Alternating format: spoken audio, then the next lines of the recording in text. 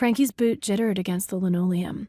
Finally, Marvin pushed off the locker and disappeared down the hall. Frankie ran over. Ivy met her in the middle. "Are you—" Ivy cut her off.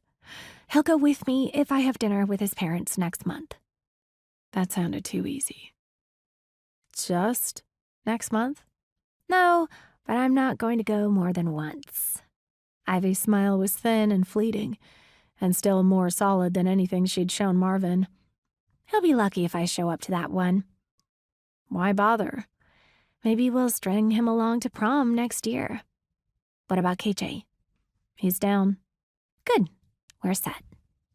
Ivy took Frankie's hand and twisted it to examine her wristwatch. Her thumb stroked a distracted semicircle down the knob of Frankie's wrist. Frankie looked around to check if anyone was watching, but there were only a few people hurrying past toward their next class. "Ivy?" Ivy shook her wavy hair out. It had healed a lot since she'd stopped straightening it every day, but it still frizzed, no matter what she did. It looked cute, despite what her parents, or Marvin, said. Ivy rubbed her fingers through it so it frizzed up more. "Want to go somewhere?" The boldness in her voice obviously meant somewhere that wasn't chemistry class. "Pretty early in the year to ditch," said Frankie. "My grades are actually okay now, thanks to you.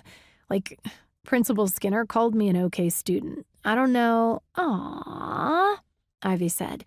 "Big bad goth afraid of ditching one class?" "I'm not afraid, I just—" She trailed off.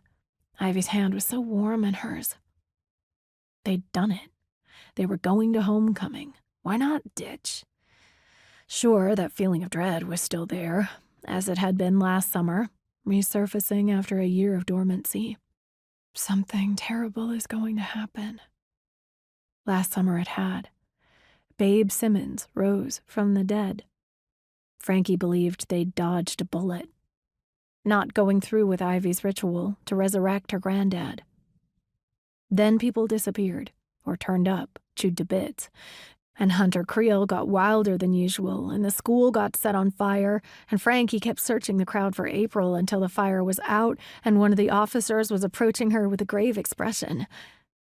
"It had nothing to do with us," Ivy whispered to her that night after she'd cried so hard she couldn't speak. "Whatever happened, it had nothing to do with us."